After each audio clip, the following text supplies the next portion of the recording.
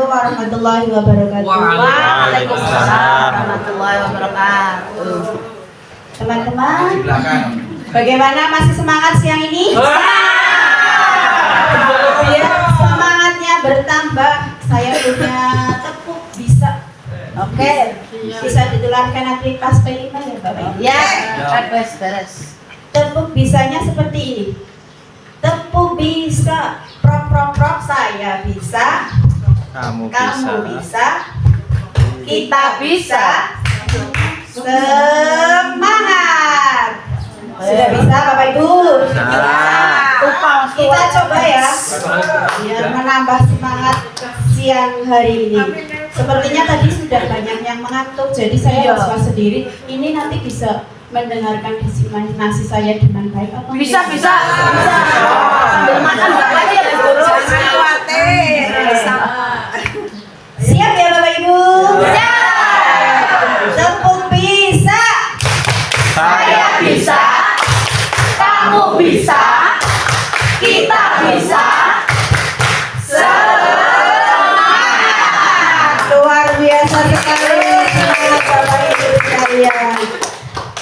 Yang terhormat Bapak Kepala SMP Negeri 4 Randironggal, Bapak Ibu Guru dan staf SMP Negeri 4 Randironggal yang saya hormati. Pertama-tama marilah kita panjatkan puji syukur kita kehadirat Allah Subhanahu wa taala pada kesempatan kali ini di siang yang cukup panas ini bisa berkumpul menghadiri diseminasi atau penyebaran pemahaman dan penerapan pengalaman budaya positif yang saya pelajari pendidikan guru penggerak di modul 1.4. Dalam modul 1.4 ada sebuah aksi nyata yang harus menyebarkan pemahaman yang saya dapatkan, yaitu budaya positif kepada rekan-rekan di tempat saya mengajar. Jadi alhamdulillahirobbilalamin, di kesempatan yang baik ini saya diberi kesempatan untuk menyampaikan hal tersebut. Kedua, sholawat dan salam tak lupa kita sanjungkan kepada Nabi Muhammad SAW yang kita tunggu-tunggu syafaatnya. Baiklah Bapak Ibu sekalian, untuk mengefektifkan waktu kami akan langsung menyampaikan materi penyebaran pemahaman dan penerapan pengalaman budaya positif yang saya pelajari di modul 1.4.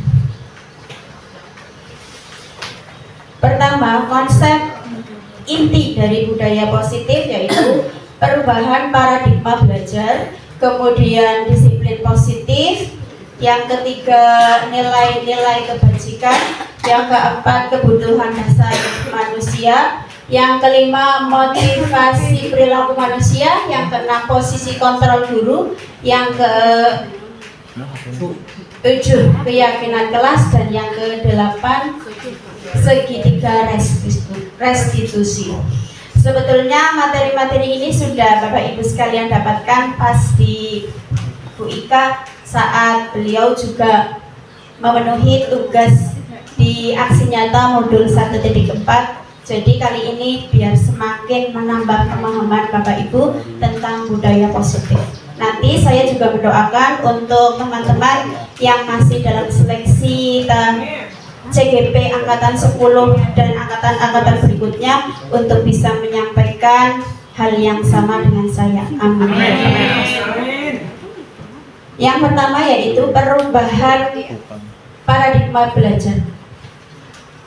Pembelajaran yang sekarang itu pembelajaran yang dirancang untuk bisa pembelajaran yang menganut prinsip berdiferensiasi. Maksudnya anak atau murid itu mempunyai keunikan dan keistimewaan. Jadi kita sebagai guru harus bisa memenuhi kebutuhan yang dibutuhkan oleh murid sehingga pembelajarannya bisa tepat sasaran dan menghasilkan murid seperti yang kita dambakan bersama. Untuk materi diferensiasi nanti akan disampaikan Bapak Ibu. Kemudian pembelajaran paradigma yang baru yaitu pembelajaran yang berfokus atau berorientasi pada karakter yang sesuai dengan profil pelajar Pancasila seperti yang sudah kita lakukan bersama, kita gaungkan bersama, murid yang bisa sesuai dengan dimensi profil pelajar Pancasila, yaitu ada 6 dimensi yang biasa kita bisa tepuk-tepuk dengan anak-anak saat kegiatan P5. Yang pertama apa? Belajar Pancasila, beriman dan bertakwa pada Tuhan yang Esa dan berakhlak mulia, berkebinekaan global, gotong royong mandiri, kreatif dan bernalar kritis, kreatif dan bernalar kritis. Oke, kalau Pak Wendy dan anak-anak suka seperti ini Bu, kreatif diulang beberapa kali. Kreatif. Jadi 6 dimensi itu yang diharapkan ada pada anak-anak, karakter yang ada pada anak-anak. Itu paradigma pembelajaran yang baru yang diharapkan saat ini kita bisa melaksanakannya. Kemudian lanjut. Yang kedua, saya akan menjelaskan tentang budaya positif yang kedua, yaitu meluruskan mikrosepsi tentang teori kontrol. Meluruskan bahwa satu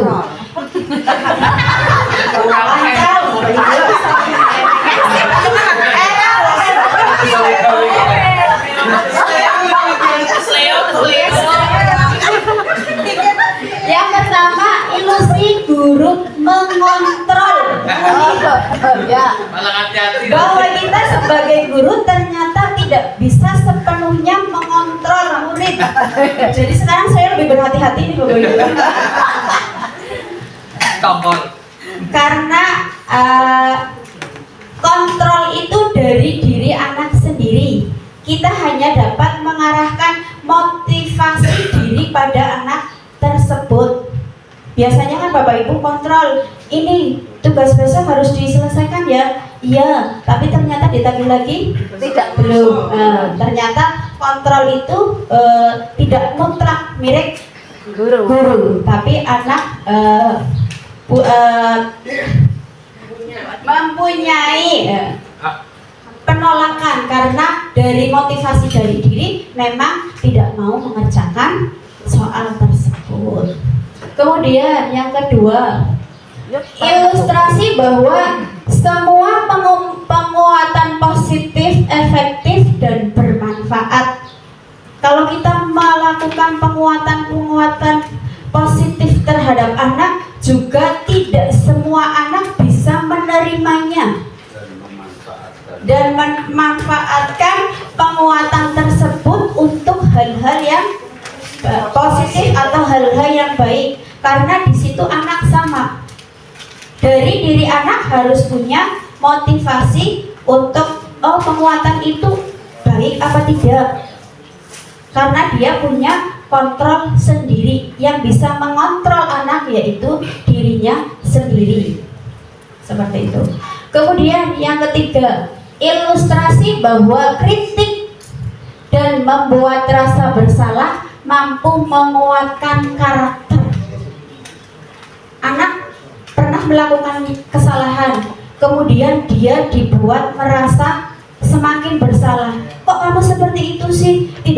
Tidak kasihan dengan bapak ibumu, tidak kasihan dengan bapak ibu guru yang mengajar selalu melakukan seperti itu. Itu ternyata dampaknya anak menjadi merasa paling salah, merasa gagal. Jadi imbasnya nanti kalau seperti itu anak menjadi minder. Jadi lakukan kritik itu tidak berlebihan. Jadi anak nanti akan kita pelajari bagaimana cara mengatasi masalah-masalah yang dihadapi oleh anak. Kemudian yang keempat, ilustrasi bahwa orang dewasa itu berhak memaksa. Tentunya Bapak Ibu lebih dewasa dari murid kita ya.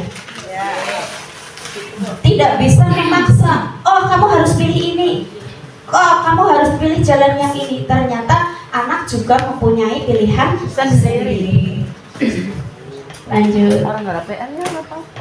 Itu tadi stimulus respon dengan teori kontrol yang saya bacakan. Kalau stimulus responnya, kalau kebutuhan kita itu sama, kita kan menganggap bahwa kita itu mempunyai kebutuhan yang sama. Ternyata menurut teori kontrol itu kebutuhan kita memang berbeda. Anak melakukan sesuatu tentunya didasari dengan alasan tertentu. Jadi tidak bisa disamaratakan dengan apa yang kita pikirkan. Kemudian semua orang melihat hal yang sama, padahal setiap orang memiliki gambaran yang berbeda. Saya bacakan satu lagi. Kita mencoba mengubah orang agar berpandangan sama dengan kita, pemikiran yang sama dengan kita. No. Ternyata kita berusaha memahami pandangan orang lain. Lanjut, Mbak Ibi. Kemudian disiplin positif itu apa sih? Disiplin positif dari kata berasal dari kata disiplina yang artinya belajar. Disiplin mengacu pada disiplin diri yang memiliki tanggung jawab terhadap apa yang dilakukan berdasarkan nilai-nilai yang dipercaya. Kemudian disiplin positif merupakan salah satu cara penerapan disiplin yang bertujuan untuk menumbuhkan kesadaran serta memberdayakan peserta didik tanpa imbalan, penghargaan atau reward, ancaman ataupun hukuman. Berarti kesadaran memang dari diri sendiri tanpa harus kita ada paksaan, ancaman ataupun hukuman. Kamu tidak mau melakukan itu, nanti ancamannya seperti ini, hukumannya kamu langsung mengerjakan 100 soal seperti itu. Yang bisa nanti dapat reward permen 1 box seperti itu. Itu ternyata tidak menumbuhkan kesadaran untuk anak berdisiplin. Sebagai pendidik, tujuan kita adalah menciptakan peserta didik yang memiliki disiplin diri. Berarti disiplin dari dalam diri, sehingga mereka berperilaku mengacu kepada nilai-nilai kebajikan universal dan memiliki motivasi intrinsik dalam perubahan ke arah yang lebih baik. Nanti kita akan bahas apa itu kebajikan universal dan motivasi intrinsik. Kemudian kita akan belajar tentang nilai-nilai kebajikan. Nilai-nilai kebajikan adalah nilai yang kita sepakati bersama, lepas dari suku, bangsa, agama, bahasa maupun latar belakangnya. Jadi kita semua itu sepaham bahwa nilai-nilai universal adalah nilai-nilai kebaikan. Tidak ada seorang pun yang menolak bahwa misalkan jujur itu hal yang baik. Tidak ada yang menolak, bukan, kalau jujur itu hal yang salah, seperti itu. Kemudian disiplin hal yang baik, semua orang mengakui, makanya dinamakan kebajikan universal. Seperti contoh yang ada dalam dimensi profil pelajar Pancasila yang 6 dimensi tadi Bapak Ibu sekalian sebutkan, itu mempunyai nilai-nilai kebajikan yang kita sepakati bersama itu sebagai suatu kebaikan. Tidak ada seorang pun yang menolak bahwa itu jelek, kemudian tidak patut diterapkan atau tidak pantas untuk diterapkan, seperti itu. Kemudian kebutuhan dasar manusia. Sekarang kita akan belajar tentang kebutuhan dasar manusia. Kebutuhan dasar manusia adalah segala sesuatu yang kita lakukan untuk mendapatkan apa yang kita lakukan, mendapatkan tujuan tertentu, dan semua usaha terbaik yang kita lakukan adalah dalam rangka agar kebutuhan dasar kita terpenuhi. Jadi lanjut nih. Kebutuhan dasar manusia itu ada 5. Tidak seperti yang dulu kita pahami bersama, ya Bapak Ibu. Dulu kita mengetahui kebutuhan yang seperti di pelajaran IPS, ada kebutuhan primer, sekunder, dan tersier. Ternyata setelah saya pelajari, ternyata ada 5 kebutuhan dasar manusia, yaitu yang pertama kebutuhan bertahan hidup. Bagaimana caranya agar kita bisa bertahan hidup, tidak mati? Kebutuhan bertahan hidup itu meliputi makanan, pakaian, tempat tinggal, keamanan, dan kesehatan. Itu merupakan kebutuhan yang Primer. kebutuhan bertahan hidup. Kalau kita tidak makan 1-2 hari, 1 minggu full Mati. tidak makan, kemungkinan titik-titik ya Pak. Ya. Kemudian pakaian juga sama. Kalau kita tidak mempunyai pakaian, Atis. Iya. Dingin, setelah dingin Masuk angin, Iya. mati. demam, masuk angin, setelah masuk angin Sakit parah. Mati. kemudian begitu juga dengan tempat tinggal ya, Ya. itu juga sama mungkin kasusnya. Kalau tidak punya tempat tinggal, Ngontrak. kehujanan, Iya. sakit. Mati. Untuk keamanan dan kesehatan pun sama. Kalau sakitnya tidak sekali ya, sakit-sakitan dan itu tidak kunjung sembuh, nanti akan Mati. Kubur. kata Pak Wendy, kulo nafsin dak ikotul maut. Iya, betul. Pak Kiai. Kemudian kebutuhan yang kedua itu kebutuhan kasih sayang, yaitu rasa diterima, dipedulikan, berbagi, kerjasama menjadi bagian dari kelompok. Saya perlu loh diterima di kelompok ini. Saya tidak mau loh dibedakan dengan yang lain karena saya butuh kasih sayang dengan kelompok ini. Yang saling perhatian seperti di Sepatra ya Bapak Ibu Iya, ya. pasti top. Kasih sayang yang didapatkan kami bergabung di Sepatra itu sungguh luar biasa sekali, saling peduli sehingga kebutuhan kasih sayang kami dapat terpenuhi. Top Marco top. Kemudian kebutuhan yang ketiga yaitu penguasaan harga diri. Kita punya harga diri yang tidak mau diinjak-injak oleh orang lain. Keinginan untuk dianggap, memimpin, berprestasi, diakui dan didengar. Ternyata itu bisa diterapkan pada anak juga ya. Apabila dia mempunyai prestasi, ada kasus yang pernah saya jumpai tidak mau dicontek, tidak mau memberitahu kepada temannya. Ternyata dia untuk memenuhi kebutuhan penguasaan karena dia pengen berprestasi di kelasnya, pengen dianggap bahwa di kelas tersebut dia yang paling jago. Kemudian kebutuhan yang keempat yaitu kebebasan, meliputi mandiri, memiliki pikiran, mencoba hal baru, mampu mengendalikan arah dirinya. Kebebasan, mungkin kasusnya masih sama saya contohkan untuk siswa apabila Nizam lah. dia tidak mengikuti pembelajaran, bolos, dia tidak bebas pada mata pelajaran tertentu. Ternyata dia merasa terkekang, yang awalnya dia tidak bisa mengikuti pelajaran tersebut, merasa terkekang, jadi dia bolos. Gitu alasannya. Kemudian kebutuhan yang kelima yaitu kebutuhan kesenangan. Ternyata kita butuh bermain ya Bapak Ibu, butuh humor, butuh antusias, butuh tertawa, butuh piknik. Oh iya, terakhir butuh piknik ya Bu, untuk menjaga kewarasan. Katanya ayo piknik biar tidak panik gitu. Itu memenuhi kebutuhan kesenangan. Ternyata apa yang kita lakukan ternyata dalam rangka untuk memenuhi 5 kebutuhan dasar manusia. Kemudian setelah belajar tentang kebutuhan dasar manusia, belajar tentang motivasi perilaku manusia. Ternyata motivasi perilaku manusia menurut Gosen atau nama tokohnya Dian Gosen itu ada 3. Yang pertama, 1 untuk menghindari hukuman dan ketidaknyamanan. Kemudian yang kedua, untuk mendapatkan imbalan atau penghargaan. Yang ketiga, untuk menjadi orang yang mereka inginkan dan menghargai dirinya dengan nilai-nilai yang mereka percaya.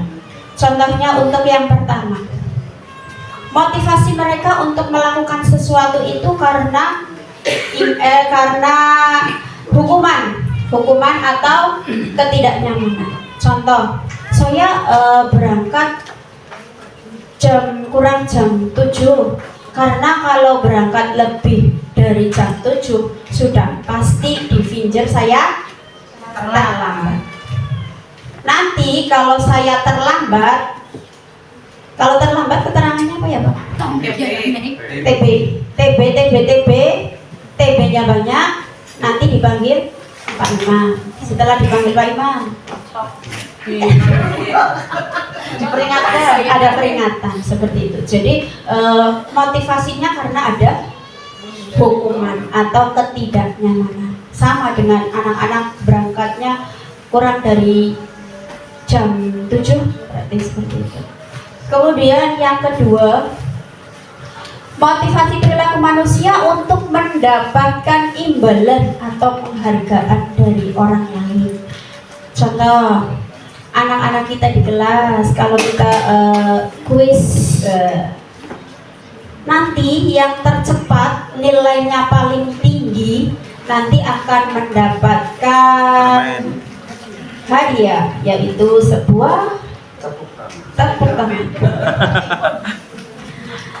Ternyata itu motivasinya juga bukan dari diri sendiri. Nah, motivasinya karena biar saya dapat tepuk tangan dari Pak Warsono.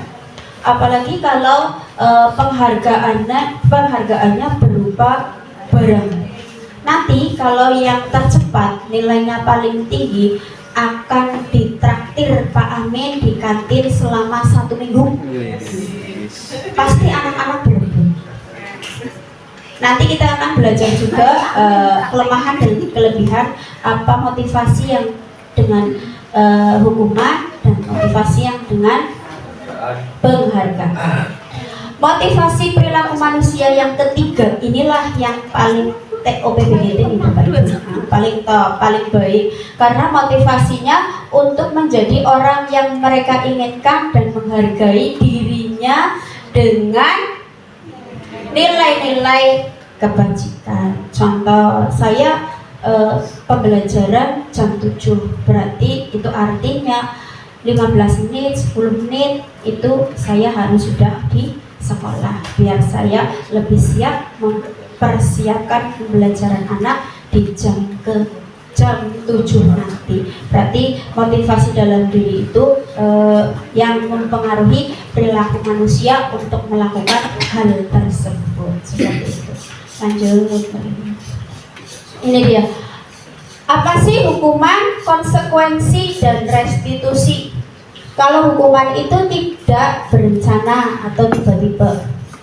Push up 100 kali. Keliling lapangan 3 kali. Itu tidak direncana. Kemudian murid tidak tahu apa yang akan terjadi. Tahu-tahu kan seperti itu. Sebelumnya murid tidak tahu. Kalau saya terlambat nanti suruh apa ya? Oh ternyata suruh push up. Ternyata suruh itu namanya hukuman. Kemudian bersifat satu arah. Itu yang memberi, dimaksudkan satu arah itu instruksi dari gurunya. Jadi anak tidak diberi kesempatan. Saya nggak mau Pak, saya nggak mau keliling lapangan 2 kali, tapi mau 5 kali, bukan. Jadi dari satu arah. Kemudian berupa hukuman fisik atau psikis. Berarti psikisnya berupa verbal. Kemudian kalau konsekuensi berarti setelah ada hukuman itu ada konsekuensi ya Bapak Ibu. Itu terencana atau disepakati murid. Kemudian murid tetap dibuat lebih nyaman dan sikap guru selalu memotivasi muridnya.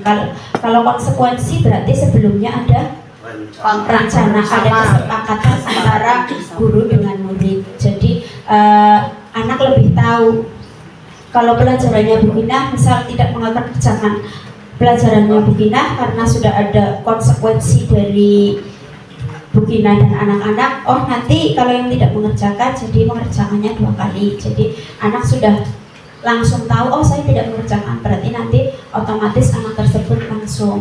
Jadi anak lebih nyaman daripada langsung memberi hukuman. Kemudian ada cara yang ketiga yang lebih bijak, yaitu restitusi, yaitu untuk menjadi orang yang mereka inginkan dan menghargai dirinya dengan nilai-nilai mereka punya. Berarti restitusi ini adalah dialog antara siswa dan murid mengenai persoalan yang sedang dihadapi, kemudian mencari solusi bersama.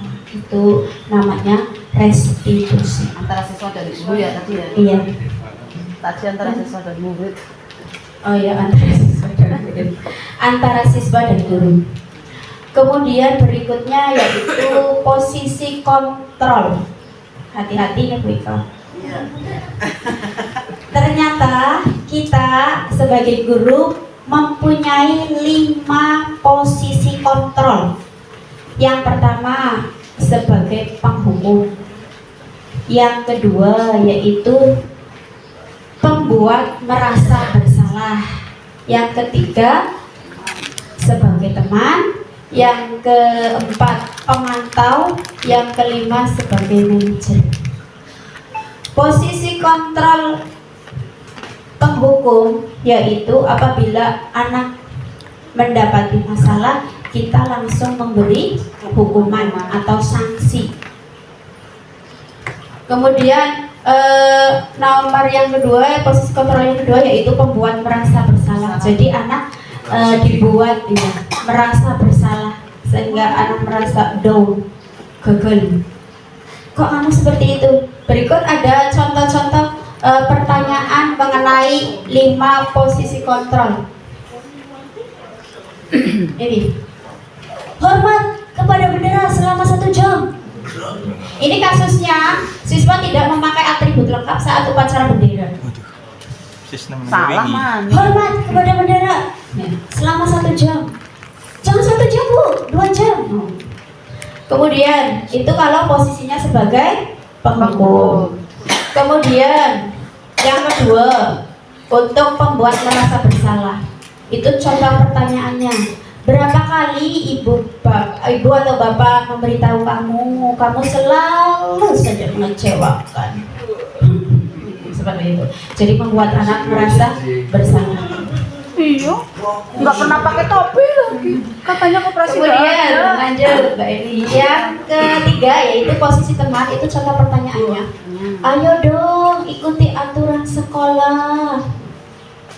Tolong bantu ibu atau bapak ya sekali ini. Itu artinya di bawahnya. Ya sudah, tidak apa-apa. Besok jangan dilanggar lagi ya. Itu kalau posisinya sebagai teman. Untuk posisi tadi yang penghukum itu bahasa atau kata-kata yang dikeluarkan itu biasanya lebih keras, lebih apa namanya ya? Lebih intonasinya lebih keras dibandingkan dengan yang pakai tanda pentung lah. pembuat merasa bersalah itu jauh lebih halus, apalagi jadi teman. Jadi apa namanya? Jadi teman gimana ya? Jadi bestie ya Bu. Ya. Jadi ya sudahlah, kali ini nggak apa-apa, besok coba lagi ya. Gitu. Kemudian posisi yang ketiga yaitu pemantau. Kamu sudah melanggar peraturan sekolah, kamu tahu beli atribut ke koperasi, kamu tahu konsekuensinya, atau setelah upacara kamu beli atribut dan jangan diulangi lagi.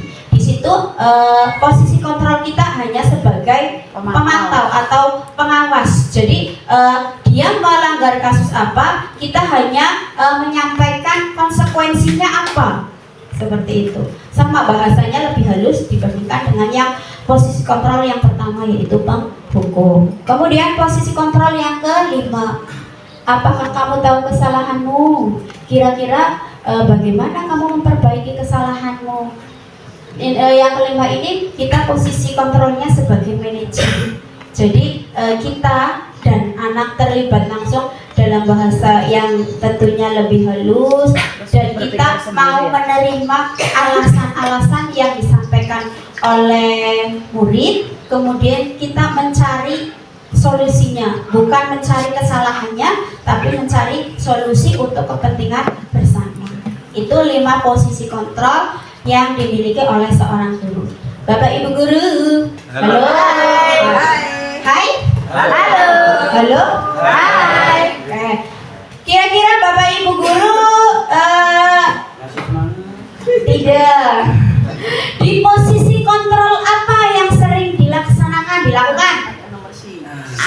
Iya. Oh, nomor 5. Telu. Nomor 5. Paling Paling ayo. di mana? Pemantau. Berarti pemantau hanya kamu melakukan kesalahan, ini konsekuensinya seperti itu ya Bapak Ibu. Penghukum. Iya sekali ya. Kalau itu memang diperlukan. Saya ingin mengajukan pertanyaan kepada Bapak Ibu guru. Ini ada contoh pertanyaan, Bapak Ibu silakan nanti ada yang bantu jawab. Itu posisi kontrol yang apa ya? Ini ada pertanyaan seperti ini. Saya kecewa sekali dengan kamu. Siapa yang bisa menjawab? Silakan. Nomor 2. Pak Amin. Posisi kontrol nomor 2. Gimana Pak Amin? Posisi kontrol nomor 2. Posisi kontrol nomor 2 menurut pendapat Pak Amin. Betul? Iya betul. Teng teng, jawabannya adalah Willy. Ya, terima kasih Pak Amin, jawabannya betul. Yeay. Tapi saya sekali tidak mengikuti Pak Amin. Kemudian kedua, Es kopi. ini kamu tidak pernah benar melakukannya. Posisi kontrol yang mana? Ya sama kayak yang kedua. Kamu tidak pernah benar melakukannya. Ayo, siapa? Nah aku. Bu Dini katanya penghukum. Mbak Eli, betul apa tidak? Dan jawabannya adalah hebat sekali Bu Dini. Mantep. Calon CGP angkatan 11. Amin. Kemudian ada pertanyaan lagi. Apa rencanamu untuk menyelesaikan masalah ini? Nah pemantau. Manajer. Apa manajer atau pemantau? Manajer. Apa rencanamu untuk Manajer. Bagaimana jawabannya Mbak Ini? Yeay.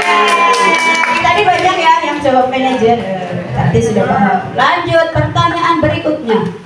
Ayolah lakukan ini demi ibu atau bapak. Teman-teman. Takwir. Sebagai besti katanya. Betul? Ya. Bestinya betul jawabnya. Lanjut, masih ada pertanyaan Mbak Eli? Oh iya, masih ada. Kamu tidak akan pernah mendapat nilai jika tidak mengerjakan tugas. Ih galak banget ya. Satu. Yo, Ancaman. Penghukum, Pak Om. Penghukum? Iya. Teng-teng. Apa? Itu konsekuensinya kalau tidak mengerjakan tugas nanti tidak dapat nilai. Lanjut, berarti sudah benar ya. Sudah Salah satu. paham tentang Angel lima mau posisi semiki kontrol. pertanyaan. Oh iya, kesimpulannya dari kelima posisi kontrol yang ideal itu yang kelima. Iya, manajer. Posisi paling ideal kita sebagai guru yaitu sebagai manajer. Semoga tidak bangka ya Pak. Amin. Kemudian lanjut ke materi berikutnya yaitu keyakinan kelas. Itu ada pertanyaan, mengapa keyakinan kelas bukan peraturan kelas? Monggo Pak Warso. Terima kasih Bu. Kenapa keyakinan kelas? Biar anak-anak itu seolah-olah membuat kesepakatan sendiri sehingga tidak melaksanakan sebuah yang wajib tapi melaksanakan apa yang telah disepakati. Demikian Ibu. Terima kasih. Ada yang berpendapat lain? Kalau menurut Pak Warsono, jadi siswa sebelumnya melakukan kesepakatan bersama ya Pak. Antara guru juga dilibatkan dalam kesepakatan tersebut ya. Jadi bukan mutlak seperti aturan yang misalkan kita terima, kita baca di tata tertib itu kan anak langsung menerima itu sebagai peraturan. Tapi kalau keyakinan kelas itu dibuat bersama atas kesepakatan yang telah dilampaui bersama antara siswa dengan guru. Ya, tepat sekali jawaban. Enak, hebat Pak Warsono. Dan saya menambahkan kalau keyakinan kelas itu jadi anak murid itu kamu. termotivasi dari dalam. Artinya dari diri anak itu, oh saya punya keyakinan. Yang keyakinan itu kalau diterapkan itu mengandung nilai-nilai kebajikan universal seperti itu. Saya yakin saya bisa disiplin. Saya yakin saya bisa bertanggung jawab. Jadi anak sepertinya tidak ada paksaan karena itu muncul dari motivasi diri anak seperti itu. Lanjut. Ini kalau pembentukan keyakinan kelas, Bapak Ibu sekalian yang khususnya yang luar kelas, sudahkah membuat keyakinan kelas di kelasnya masing-masing? Belum. Sudah, alhamdulillah. Keyakinan kelas itu bersifat abstrak, berupa pernyataan universal tentang kebajikan universal, maksudnya Bapak Ibu dibuat dalam pernyataan positif. Jadi jangan ada kata jangan terlambat, tidak boleh titik-titik, tapi dirangkai dalam kalimat atau pernyataan positif. Kemudian yang berikutnya sedikit saja agar mudah dibaca sesuai dengan kondisi kelas dan sekolah sehingga mudah diterapkan. Yang terakhir, semua warga kelas atau sekolah dilibatkan. Lanjut, Mbak Ini. Sekarang kita akan belajar segitiga restitusi. Apa sih segitiga restitusi? Segitiga restitusi adalah suatu proses dialog yang dijalankan oleh guru agar dapat menghasilkan murid yang mandiri dan bertanggung jawab. Ini adalah solusi untuk menyelesaikan sebuah kasus yang dihadapi oleh kita dalam pembelajaran melalui segitiga restitusi. Segitiga restitusi itu ada 3 tahapannya. Yang pertama yaitu menstabilkan identitas, kemudian validasi tindakan yang salah, kemudian menanyakan keyakinan.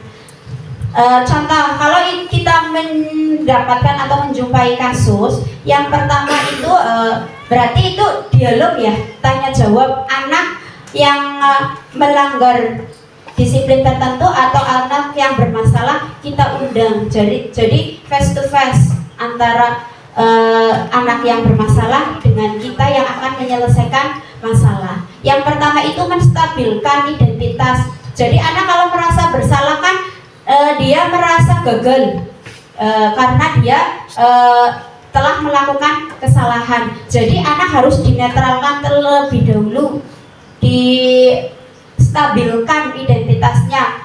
Maksudnya agar anak itu berubah dari yang tadinya posisinya dari gagal menjadi anak yang sukses. Kata-kata yang ada atau pernyataan yang biasa ada dalam menstabilkan identitas itu melakukan kesalahan itu hal yang wajar. Nah, setiap orang pasti pernah melakukan kesalahan, atau manusia itu bukan makhluk yang sempurna, jadi pernah melakukan kesalahan. Jadi anak diajak untuk jangan merasa gagal dulu ya.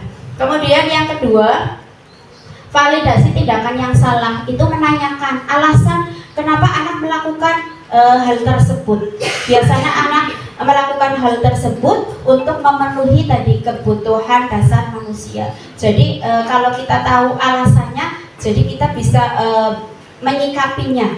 Misalkan anak terlambat, kenapa? Semalam saya itu Pak main game sampai larut malam. Nanti bisa ditemukan solusi untuk bisa memenuhi kebutuhan. Kalau main game itu kan memenuhi kebutuhan kesenangannya ya, bisa dialihkan, bisa solusi datang dari mereka berdua, atau mungkin anak itu bisa mencari solusi sendiri dari permasalahan yang dihadapi oleh anak. Kemudian yang ketiga itu menanyakan keyakinan. Ini berkaitan dengan keyakinan kelas yang dibuat tadi. Pentingnya keyakinan di kelas itu salah satunya juga membantu menyelesaikan masalah dalam penyelesaian masalah melalui segitiga restitusi. Jadi anak kalian melanggar keyakinan kelas apa? Di kelas kalian ada keyakinan apa? Sedangkan kalian kira-kira melanggar yang apa? Jadi dari keyakinan itu anak langsung bisa menyikapi, oh saya kasusnya seperti ini, melanggar ini, jadi saya harus seperti ini. Jadi bukan mencari siapa yang salah, tapi bisa mencari solusi bersama atas kasus yang dihadapi oleh siswa.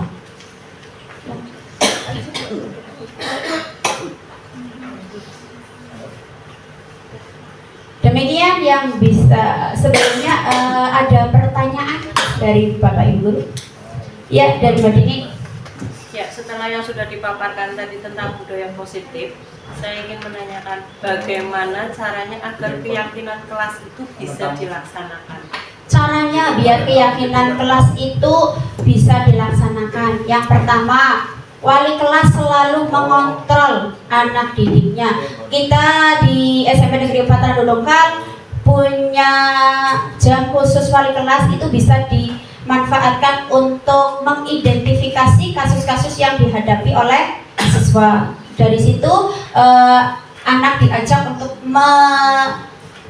menyelesaikan atau mencari solusi dari permasalahan yang dihadapi siswa. Kalau dengan segitiga restitusi berarti cenderung menyanyikan keyakinan kelas. Jadi keyakinan kelas selalu terpatri dalam diri anak di kelas tersebut. Atau yang kedua, bisa menempelkan keyakinan-keyakinan kelas tersebut di tempat-tempat strategis, jadi anak selalu ingat di tempat yang mudah dibaca oleh anak itu.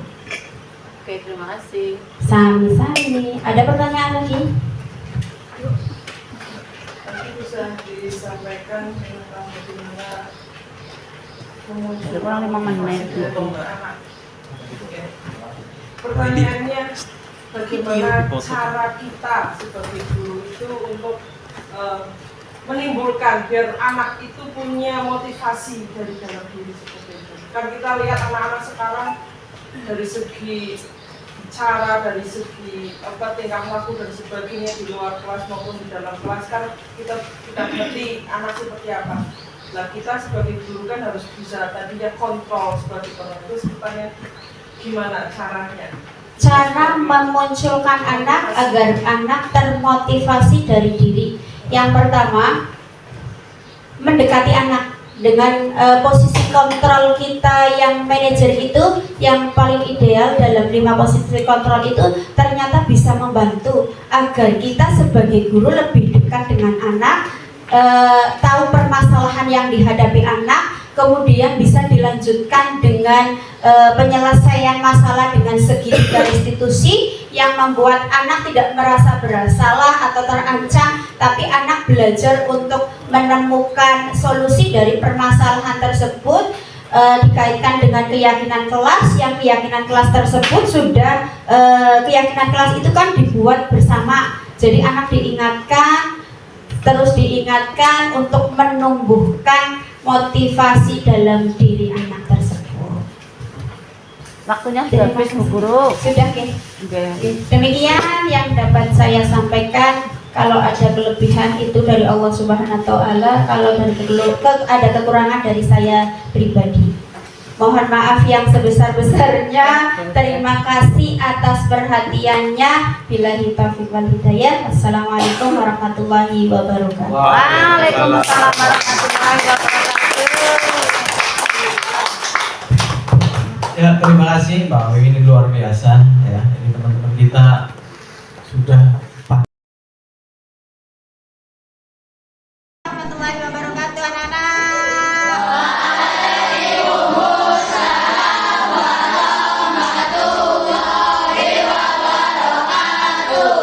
Pagi ini ceria sekali ya.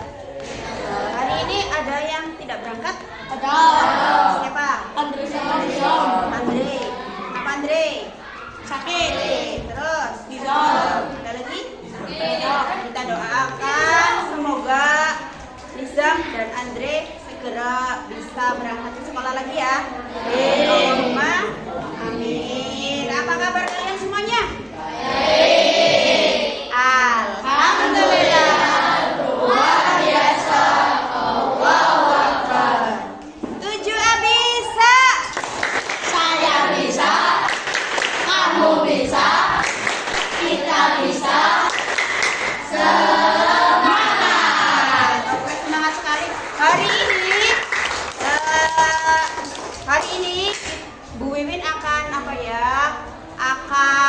mencoba membuat kalian menginginkan apa sih di kelas 7A ini? Kipas menginginkan suasana yang bagaimana sih di kelas 7A ini? Jadi semua nanti sabar, nanti semua akan menuliskan keinginannya selama di kelas 7A. Siap ya? Bu Wiwin begini. Jadi nanti kalian menginginkan bagaimana? Tentunya menginginkannya bukan menginginkan yang sesuatu yang misal ingin makan enak gitu ya, tapi yang untuk kepentingan bersama di kelas. Paham? Berarti dari anak-anaknya harus bagaimana, seperti itu ya. Kalian tuliskan semua di sini, nanti ditempelkan di papan tulis. Nanti kita kumpulkan jadi satu yang nantinya akan menjadi keyakinan kelas. Jadi kesepakatan kelas, kemudian nantinya akan jadi keyakinan. Keyakinan itu apa? Yakin kalau 7A itu bisa apa, kayak gitu ya. Nah, tuliskan bebas dong. Memang kalian menginginkan apa? Nanti akan tertempel semua di sini. Paham ya? Oke.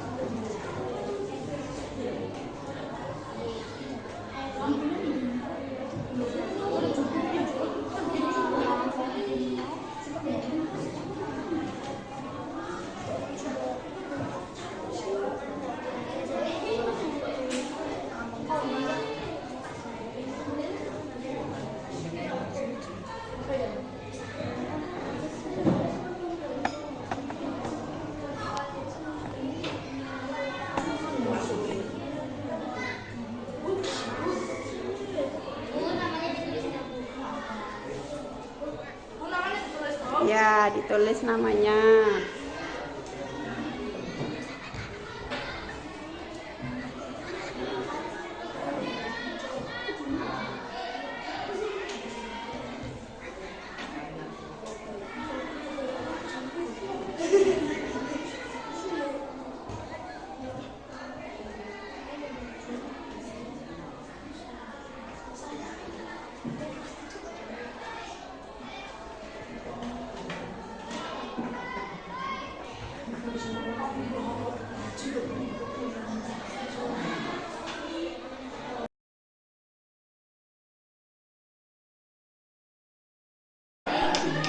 Coba anak-anak dari yang sudah kalian tuangkan dalam kertas warna-warni ini ya, tentunya kalian pengennya kelasnya yang apa tadi dibaca? Ada yang kompak. Iya, kompak. Apalagi? Kipas. Terus menjaga kebersihan, selalu tepat waktu. Kemudian ini dari sini dan dibaca sini dulu. Ingin tidak berisik, menjaga kebersihan. Kemudian apa lagi ini?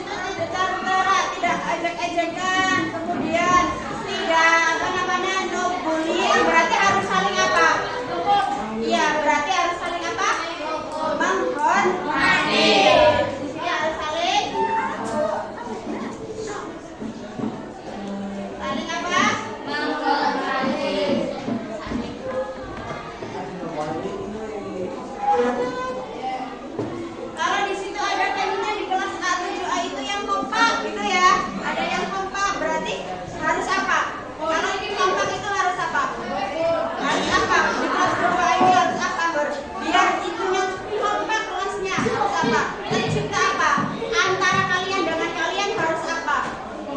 Harus apa? Biar tercipta kekompakan berarti harus apa? Iya, harus. Iya,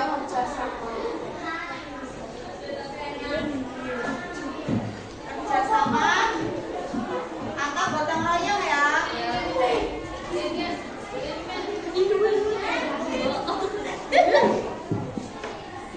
Apa lagi? Menaati peraturan, disiplin berarti ya. Terus kalau tidak boleh berbicara kasar tadi, ada yang menuliskan tidak boleh berbicara kasar. Berarti apa? Berarti apa? Kalau tidak boleh berbicara kasar, berarti keyakinan apa? Kita harus punya keyakinan apa? Apa? Sopan. Berarti kalau sopan,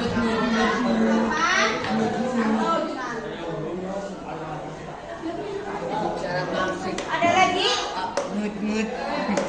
Ada lagi? Terus ini kalau di situ ada apa namanya ada PR harus dikerjakan.